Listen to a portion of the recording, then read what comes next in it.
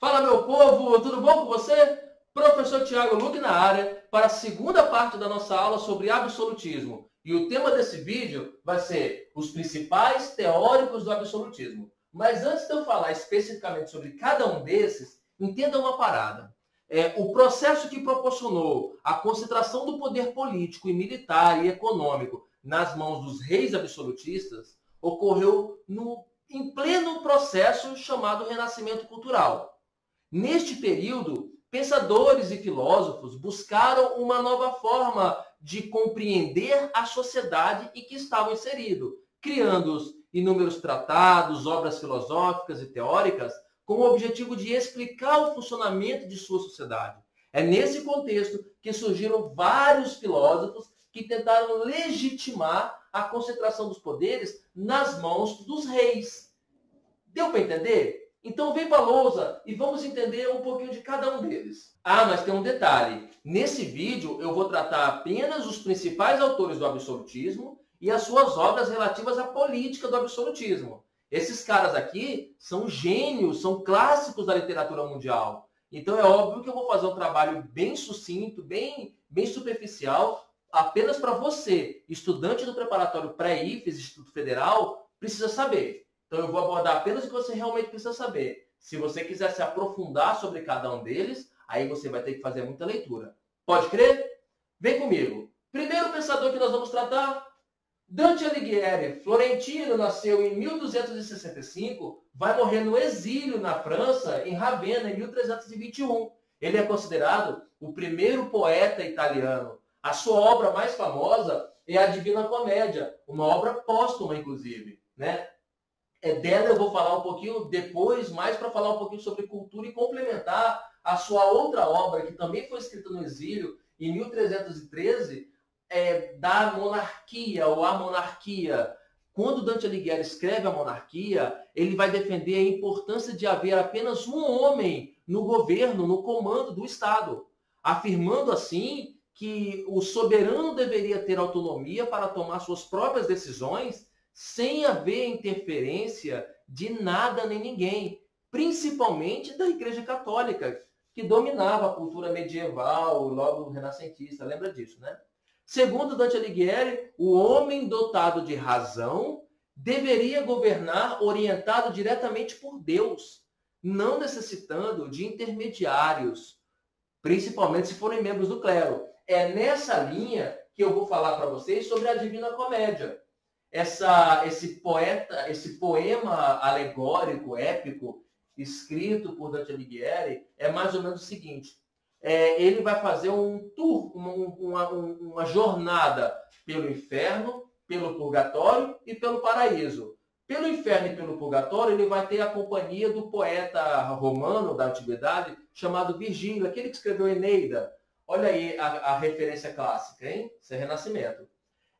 Quando Dante Alighieri está andando pelos ciclos do inferno, para ele o inferno é em espiral, né, descido em vários ciclos, são 9 ciclos do inferno até chegar no Lúcifer, né? Em cada círculo está um tipo de pecado e um tipo de pena para esse pecador, né? Então, quanto mais profundo você estiver, mais grave foi o seu pecado e tanto vai ser mais grave, vai ser mais terrível o seu sofrimento. E quando Dante está passando pelos ciclos, ele começa a conhecer, começa a reconhecer pessoas influentes da sua época, da sua sociedade. Padres, papas, reis, nobres, que estão ali pagando pelos seus pecados. E ali fica uma mensagem muito clara dizendo, nobre, papa, rei, se você peca, você não peca contra a Igreja Católica, você peca contra Deus. E é contra Deus que você vai pagar esse pecado. E é para Deus que você paga esse pecado. Portanto, não há pecado sem uma pena. Não há pecado sem um julgamento. É mais ou menos isso que ele vai fazer. A propósito, Dante vai fazer esse passeio todo pelo inferno, pelo purgatório e pelo céu, em busca da Beatriz, a sua grande musa inspiradora, o seu amor platônico. É uma história maravilhosa, dificílima de ler, vale a pena buscar releituras e adaptações para a sua idade. Mas a história é muito boa, vale a pena você conhecer. Bom, não é à toa que esse homem vai ser exilado, né? Falar de política na cara deslavada nessa época e dessa forma, cara estava arrumando treta mesmo, né? Vai se envolver com política, vai se envolver com economia, e a sua obra é um clássico da literatura mundial. E o nosso próximo clássico é Niccolò di Bernardo dei Machiavelli, italiano, também conhecido como Niccolò Maquiavel. Também nasceu em Florença em 1469, morre em Florença também em 1527. Atualmente é comum as pessoas chamarem de maquiavélica uma atitude má, calculada, feita para beneficiar uma pessoa, mesmo que isso signifique causar um mal a outra ou às várias outras pessoas, né? Os termos maquiavelismo ou maquiavélico ou Maquiavel deriva justamente do nome de Niccolò Maquiavel, né? Um dos teóricos que tentou justificar o poder absolutista do rei. Maquiavel, que viveu em Florença num período em que a Itália estava totalmente fragmentado em várias cidades independentes, várias cidades-estados independentes, né? E que frequentemente estavam em guerra entre si.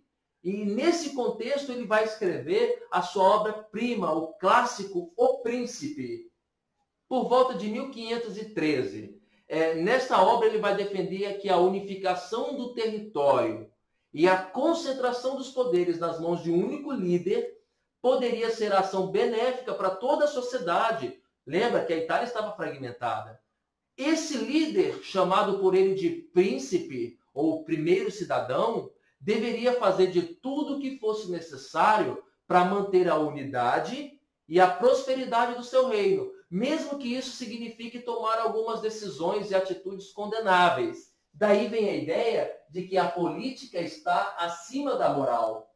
Não está propriamente escrito essas palavras no livro, mas tem a ideia que vai dizer o seguinte, que os fins justificam os meios. Em outras palavras, os fins é o objetivo. Os meios é a forma que se dá para alcançar esse objetivo. Então, para Maquiavel, se o objetivo do príncipe é manter a unidade e o desenvolvimento do seu reino, ele pode tudo. Qualquer coisa é válida desde que ele consiga alcançar o seu objetivo.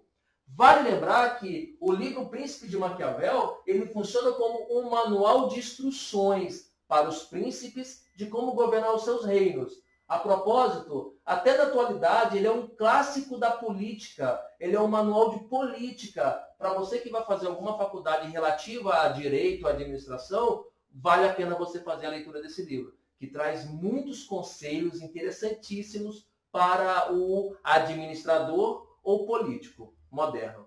Show de bola? Seguindo aí, vamos falar do inglês Thomas Hobbes, que nasceu em 1588 e morre em 1679. A sua obra mais importante é o livro Leviatã. Hobbes afirma que os seres humanos são, em sua essência, egoístas, cruéis e maus. A tendência natural do ser humano é fazer tudo para satisfazer os próprios interesses, sem se importar com os outros, com os demais, com a sociedade. É aí que ele afirma que o homem é o lobo do próprio homem, é aquele que devora a própria humanidade. A consequência disso seria uma sociedade caótica e violenta. Por serem dotados de razão, no entanto, os seres humanos reconheceriam que tal comportamento poderia gerar o extermínio da humanidade, a extinção da humanidade. Os homens, a fim de evitar que acontecesse esse extermínio, deveriam estabelecer um contrato, ou seja, eles cederiam parte dos seus direitos e liberdade a um soberano, que, em troca, deveria governar para evitar a violência.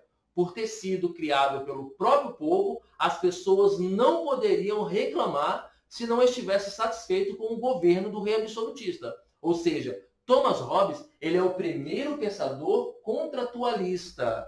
Ou seja, ele vai dizer o seguinte, que deve haver o estabelecimento de um contrato entre o governo e os governados, para que haja ordem, né? A capa do Leviatã é maravilhosa. Observe aí. Você tem na figura central um homem coroado, portanto, o rei, muito maior do que toda a cidade que fica em volta dele, né? Uma mão desse rei segura a espada, ou seja, o poder militar, o poder delicioso, o poder do exército. Na outra, segura o cetro, que significa o poder executivo, legislativo e judiciário, ou seja, o poder político. É como se, nas mãos desse rei, ele segura tanto o poder político quanto o poder militar, né? Esse rei está coroado, ou seja, ele é instituído de poder absolutista. Embaixo, ao lado da cidade, você tem vários símbolos que remetem tanto ao poder religioso quanto ao poder militar. E você observa que a roupa do rei, se você der um zoom, você vai ver que é formado por pessoas, significando que é o povo que dá o poder para esse rei. Ou seja, quem cobre o rei de poder são as pessoas, né? Uma coisa interessante também está no título dessa obra, Leviatã, que é um termo utilizado para se referir a uma figura mitológica, representada geralmente por um monstro marinho gigantesco. Hobbes deu esse nome ao seu livro por acreditar que o Estado era uma espécie de monstro gigantesco, o qual teria o poder de controlar tudo em que estivesse ao seu redor. O monstro Leviatã também teria esse poder, segundo a mitologia greco-romana.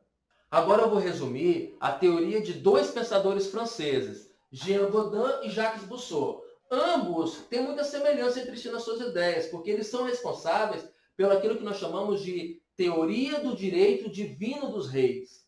Basicamente é o seguinte, para Jean Bodin, no seu livro A República, o mais importante deles, o rei está para o seu reino aquilo que um pai de família está para a sua família. Em outras palavras, nos seus escritos, né, em A República, ele vai comparar o poder do rei ao poder do pai da família, patriarcal, medieval, afirmando que, assim como acontece com o pai, que deveria ser o líder da família, que deveria ser obedecido por todos os componentes daquela família, para que, sem ser questionado, sem nada, também o súdito deveria depositar tal confiança e respeito ao soberano, que era como se fosse o pai da nação, ou seja, o responsável para que aquela nação exista e aconteça, né? Em outras palavras, o respeito do rei tem que ser um respeito patriarcal. Lembra, eu estou falando de uma família semi-medieval. Jacques Rousseau, bispo da Igreja Católica, na sua obra mais importante, A Política segundo as Sagradas Escrituras, defende a ideia de que o poder do rei havia sido concedido por Deus, ou seja, Deus escolhe o governante. Dessa forma, o rei somente deveria prestar contas dos seus atos a quem ele escolheu como rei, ou seja, Deus. Questionar o poder do rei, questionar uma decisão do rei, era questionar uma decisão do próprio Deus, já que Deus escolheu aquele homem para ser o governante. Logo, esse é o clássico dos clássicos da teoria do direito divino dos reis. Ambos têm essa ideia, ou seja, estão ligando o poder do rei a um poder divino, a uma ordem divina, só que um de uma forma mais branda e outro de uma forma muito mais incisiva, no caso do nosso bispo Jacques Rousseau. Galera, esse é o resumo dos principais teóricos do absolutismo. Eu espero que tenha sido útil e que você estude e se aprofunde cada vez mais para você lacrar naquela prova. Tamo junto! Tchau!